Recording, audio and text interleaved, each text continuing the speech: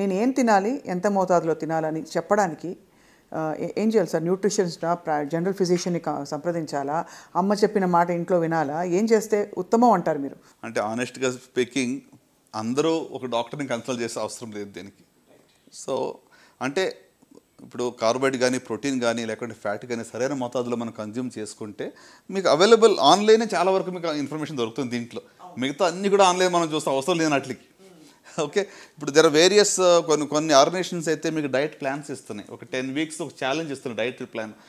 అంటే ఒక మంచి అలవాట్లు వీళ్ళకి అంటే అడాప్ట్ చేసుకోవాలని చెప్పి ఇవన్నీ కూడా ఇస్తూ ఉన్నాయి. కరెక్ట్. సో కనుక I think each one is a personalised option అండి. అంటే నేను చెప్పేది ఒకటి అందరికీ అది వర్తించకపోవచ్చు. Correct. So we have to make our own plan. నేను ఎందుకు ఇంత స్ట్రెస్ చేసి అడుగుతున్నానంటే sir, food is the main thing that is driving our life ఈ మధ్యకాలంలో. ఇదివరకు ఒక 6-7 ఇడ్లీలు ప్లేట్లో పెట్టేసుకుని చక్కగా ఒక కప్పు సాంబారు, ఇంత కొబ్బరి పచ్చడి వేసుకుని, నెయ్యి వేసుకుని తింటే మనం కంఫర్టబుల్గా తినేసేవాళ్ళం. ఇప్పుడు ఎందుకో హరాయించుకుంటాం, లేదా ఎన్ని క్యాలరీస్, ఒక ఇడ్లీ ఎంత సైజ్ ఇడ్లీ, ఇవన్నీ చూసుకుంటూ అంటే చూసుకోవాల్సిన పరిస్థితుల్లో ఇన్ఫర్మేషన్ కూడా వచ్చేసింది. సో తినేటప్పుడే ఒక స్ట్రెస్లో తింటున్నాం మనం. So how do you approach food from the perspective of long term ailments like cancer? అంటే ఫుడ్లో balance is most important and choices is most important. ఫండమెంటల్గా చెప్పాలంటే green leafy vegetables, fruits, 4 to 5 servings of fruits in your meals is going to do lot of good అండి. అంటే ఇందాక మనం tobacco గురించి మాట్లాడాం కదా, అట్లానే ఫ్రూట్స్ అండ్ వెజిటబుల్స్ పర్సే ఒక 20% క్యాన్సర్స్ తగ్గిస్తాయి. ఓహో, అమేజింగ్. దాంట్లో ఉన్న యాంటీ ఆక్సిడెంట్స్ కానివ్వండి, దాంట్లో ఉన్నటువంటి ఒక న్యూట్రియంట్స్ కానివ్వండి, they fight cancer causing substances or cancer ప్రారంభం అయితే కూడా దాన్ని ఫైట్ చేస్తాయి. సూపర్ ఫుడ్స్ నిజంగా సూపర్ ఫుడ్స్ అయినా సార్? మొరింగా పౌడర్ అని, అంటే మినగాకు తీసి ఇంకేంటది అలాగే రకరకాలు వచ్చాయి ఈ మధ్యకాలంలో, వీట్ గ్రాస్ ఒకటి. Are these truly super foods? As an oncologist do you subscribe to that at all? You don't. So basically మనం ఏదైనా సహజ సిద్ధమైన పద్ధతుల్లో మంచి వ్యాయామంతో ఫిజికల్ యాక్టివిటీ మీరు చెప్పారు చాలా ఇంపార్టెంట్. వారానికి 30 minutes చొప్పున పర్ డే 4 days చేసిన చాలు. 120 minutes of physical activity per week చేస్తే చాలా జబ్బులు రాకుండా చూసుకోవచ్చు. నాట్ జస్ట్ క్యాన్సర్, డయాబెటీస్ కానివ్వండి, హైపర్ టెన్షన్, కార్డియాక్ ఇష్యూస్ అన్నీ. Even mental health will be much better అండి. మనం productivity will be much better. నేను ఒకరోజు జిమ్కి వెళ్ళకపోతే, వాక్ చేయకపోతే ఆ రోజు నా ప్రొడక్టివిటీ తక్కువగా నాకు తెలిసిపోతుంటుంది. సో ఫిజికల్ యాక్టివిటీ అనేది నిజంగా అంటే పోస్ట్ కోవిడ్ ఎక్కువ మంది ఇంకా స్క్రీన్ అడిక్షన్ ఎక్కువ అయిపోయింది. ఇప్పుడు అన్నీ కూర్చుని చోట వస్తున్నాయి కదండి మీకు, స్విగ్గీలు, జొమాటోలు, ఎక్కడ బయటికి వెళ్ళి ఎక్కడికి వెళ్ళక్కర్లేదు కూడా, కూర్చుని చోట అన్నీ వచ్చేస్తున్నాయి. సో ఐ థింక్ శారీరక వ్యాయామం అనేది చాలా simplest and easiest way for good health. అంటే మంచి ఆరోగ్యం కోసం ఎక్స్పెన్సివ్ ఏమీ మనం చేసే అవసరం లేదు. ఫుడ్ చాయిసెస్, ఏమంటే physical activity, right, drink lots of water, ఇవన్నీ దీనికి ఖర్చుతో లేని పని ఇది. కానీ ఇవి చెయ్యం మనం. సార్ మామూలుగా అందరం అదే ఫుడ్ తింటాం, మోర్ ఆర్ లెస్ ఒక 80% స్పెక్ట్రమ్ ఒకే చోట ఉన్నాం ఇంచుమించుగా. కానీ కొంతమందికే క్యాన్సర్ వస్తుంది. ఆ కొంతమందిలో ఈ క్యాన్సర్ కణాలని ప్రేరేపించడానికి ఏ లక్షణాలు ఉంటాయి? Is it genetics? Is it something else that invites cancer?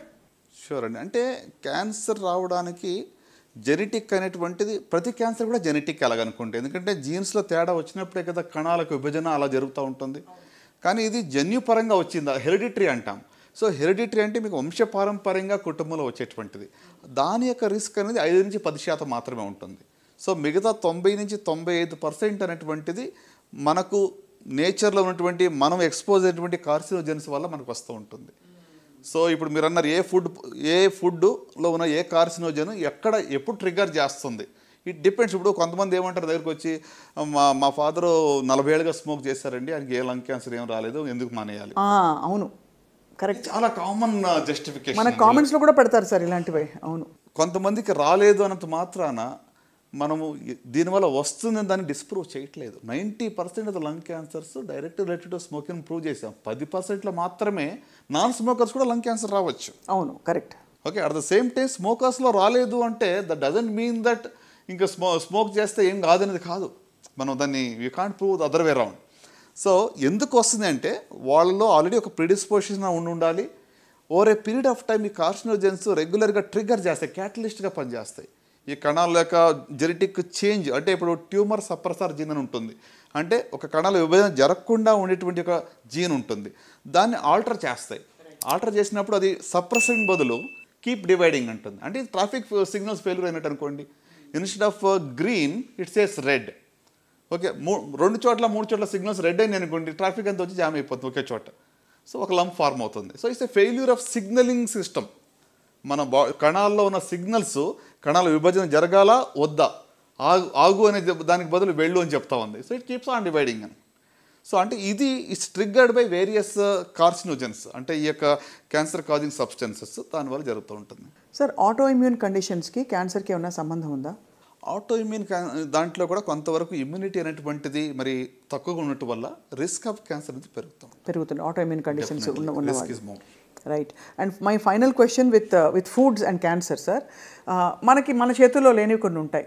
Pesticides బాగా వాడేయడం, టాక్సిన్స్, మనకి ఈ మధ్య కాలంలో కొన్ని దేశాల్లో మసాలాల్లో కూడా ఎన్నో కార్సినోజన్స్ బయటపడ్డాయని చెప్పి బ్యాన్ చేస్తారు. ఇప్పుడు ఇవన్నీ సర్వసాధారణంగా అమ్మ చేతి ఇంటి వంటే కదా, దీనిలో కూడా ప్రాబ్లం ఉంటే ఇక ఎక్కడ పోవాలని తలపట్టుకుంటున్నారు. సో ఏం చేయాలి సార్, ఎంత సీరియస్గా తీసుకోవాలి ఇవి? ఒకటండి, మన చేతిలో ఉన్నది మనం చేయగలం. Prevent the preventable. ఇక ప్రతిదాన్ని కూడా కొలత వేసి రోజు క్యాన్సర్ వస్తుందని భయంతోనే మనం జీవించాల్సిన అవసరం అస్సలేం లేదు. I think we have to live our life in a joyful way. So కనుక నేనేమంటానంటే consumption of lots of fruits and vegetables, balanced diet, physical activity, consumption of more water, okay, ఇవి ఫండమెంటల్గా మనం తీసుకున్నట్లయితే మరి ఎంత మోతాదులో తీసుకోవాలని క్వశ్చన్ వస్తుంది. See somebody said like this, there is nothing like poison, it all depends on dose. అంటే ఏది కూడా పాయిజన్ అని మనం చెప్పలేము, డోస్ బట్టి ఉంటుంది. For example mercury in a small dose can be poison. So కాబట్టి కొన్ని విషయాల్లో ఎంత అనేటువంటిది డోస్ మీద మనం అన్లిమిటెడ్గా రెడ్ మీట్ కన్జంప్షన్ చేస్తున్నాం, అన్లిమిటెడ్గా you are taking fatty diet, you're taking more calories, becoming obese, more risk. So కనుక ఆ బ్యాలెన్స్ అనేది we have to define and we have to adapt అని అంటాను. సో ఈ ఇథైలిన్ ఆక్సైడ్ తర్వాత ఇలాంటివన్నీ కూడా పెద్దగా అంటే చూడండి, ఇప్పుడు ఇథిలిన్ ఆక్సైడ్ గురించి మీరు అడిగారు, కరెక్టే. సో దీనివల్ల ఏంటంటే ఒక 50 times లేకపోతే 100 times ఎక్కువ మోతాదులో అది ఉంది than the permissible whatever limits అని చెప్తూ ఉన్నారు. సో డెఫినెట్గా ethylene oxide is a carcinogen, there is no doubt. కానీ మరి ప్రతి ఫుడ్ మీరు తీసుకునేటప్పుడు మీరు మెజర్ చేయలేరు కదా. How can a common man take it? I think దీనికి ఏంటంటే మనకి లెజిస్లేషన్, మన వాట్ ఎవర్ రెగ్యులేటరీ బాడీస్ ఉన్నాయో they have to be more stringent. అవి పీరియడ్గా చెక్ చేసి వాళ్ళు అట్లీస్ట్ మనకు అష్యూర్ చేసి ఫుడ్ మనకి ఇస్తే మనం తీసుకోగలం. కానీ మనం we cannot measure whether ethylene oxide is there or not. So as much as possible నేచర్కి దగ్గరగా బ్రతకడం అండ్ సమతుల్యమైన జీవనశైలి, ముఖ్యంగా బాగా వ్యాయామం చేయడం, ఏదో విధమైన ఫిజికల్ యాక్టివిటీ అవసరమని సూచిస్తున్నారు sir. It's very very enlightening sir. అంటే చాలా reassuring also in many ways doctor Chinnababu గారు.